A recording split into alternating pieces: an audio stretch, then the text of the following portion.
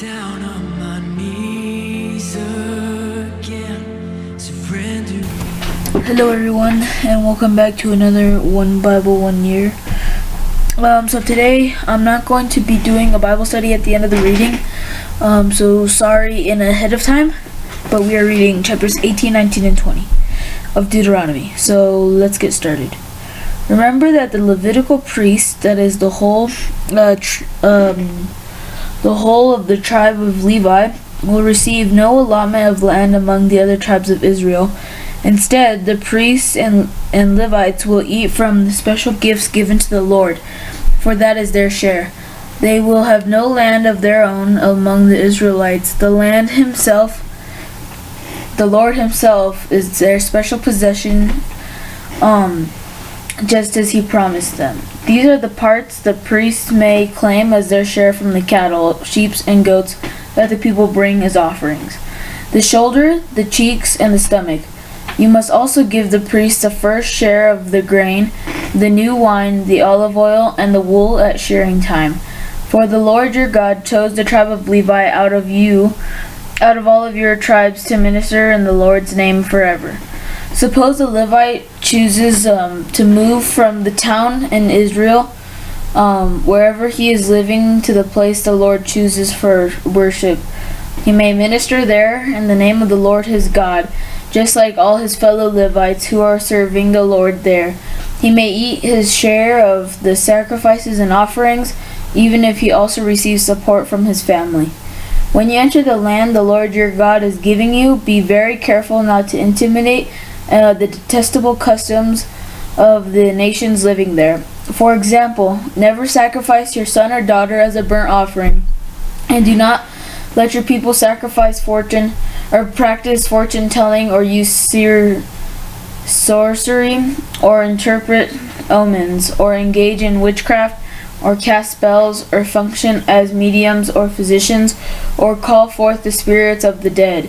Anyone who does these is detestable to the Lord.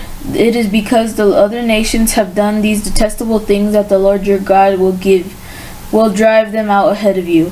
But you must be blameless before the Lord your God. The nations you are about to discipline or displace consult sorcerers and fortune tellers, but the Lord your God forbids you to do such things. Moses continued, the Lord your God will raise up for you a prophet like me from among your fellow Israelites. You must listen to him, for this is what you yourselves requested of the Lord your God when you were assembled at Mount Sinai.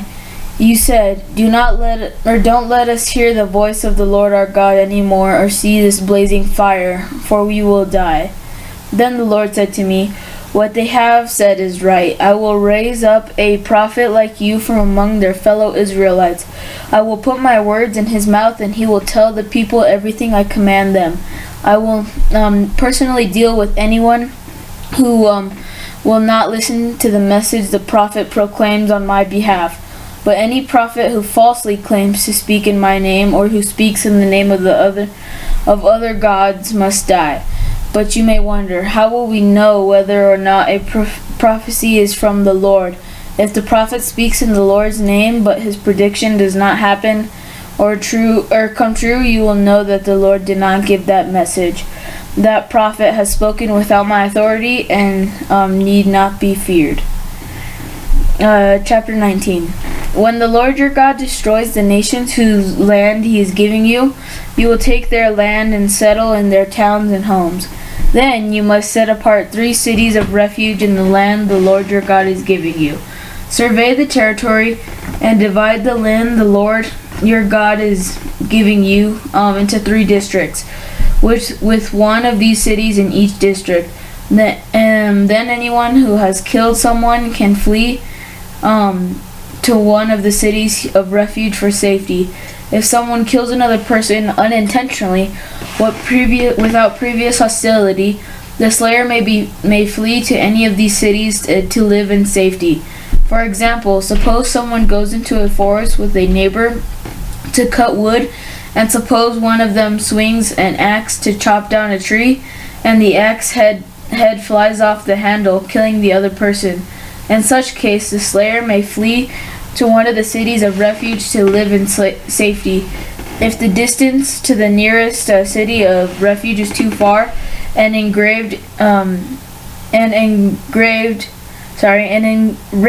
avenger might be able to chase down and kill the person who caused the death. Then the slayer would die unfairly, since he had never shown hostility towards the person who died. That is why I am commanding you to set aside 3 cities of refuge. And if the Lord your God enlarges your territory, as he swore to your ancestors, gives you all the land he promises them, you must designate 3 additional cities of refuge. He will give you this land if you are careful to obey all the commands I have given you, if you always love the Lord your God and walk in his ways. That way you will prevent the death of innocent people in the land the Lord your God is giving you as your special possession. You will not be held responsible for death of innocent people. But suppose someone is hostile towards a neighbor and deliberately ambushes and murders him, and then flees to one of the cities of refuge. In that case, the elders of the murderer's hometown must send agents to the city of refuge to bring him back and hand him over to the dead person's avenger to be put to death. Do not feel sorry for that murderer. Purge from Israel the guilt of murdering innocent people. Then all will go well with you. When you arrive in the land the Lord your God is giving you as a special possession, you must never steal anyone's land by moving the boundary markers your ancestors set up to mark their property. You must not convict anyone of a crime on the testimony of only one witness. The facts in the case must be established by the testimony of 2 or 3 witnesses. If a miraculous witness or malicious witness comes forward and accuses someone of a crime, then both the accuser and accused must appear before the Lord by coming to the priest and judges in office at that time. The judges must investigate the case thoroughly. If the accuser has brought false charges against his fellow Israelite, you must impose on the accuser the sentence he intended for the other person. In this way you will purge such evil from among you. Then the rest of the people will hear about it and be afraid to do such an evil thing. You must show no pity for the guilty. You must your rule should be life for life, eye for eye, tooth for tooth, hand for hand, and foot for foot. Chapter 20. When you go out to fight your enemies and you face horses and chariots and an army greater than your own, do not be afraid. The Lord your God who brought you out of the land of Egypt is with you. Then when you prepare for battle, the priest must come forward to speak to the troops. He will say to them, "Listen to me, all of you men of Israel. Do not be afraid as you go out to fight your enemies today. Do not lose heart or panic or tremble before them, for the Lord your God is going with you. He will fight for you against your enemies, and he will give us the victory." Then the officers of the army must address the troops and say, "Has anyone here just built a new house but not yet dedicated it? If so, you may go home. You might be killed in the battle, and someone else would dedicate your house. Has anyone here just planted a vineyard but had not yet eaten any of its fruit? If so, you may go home. You might die in battle, and someone else would eat the first fruit. Has anyone here just become engaged to a woman but not yet married her? Well, you may go home and get married. You might die in battle, and someone else would marry her."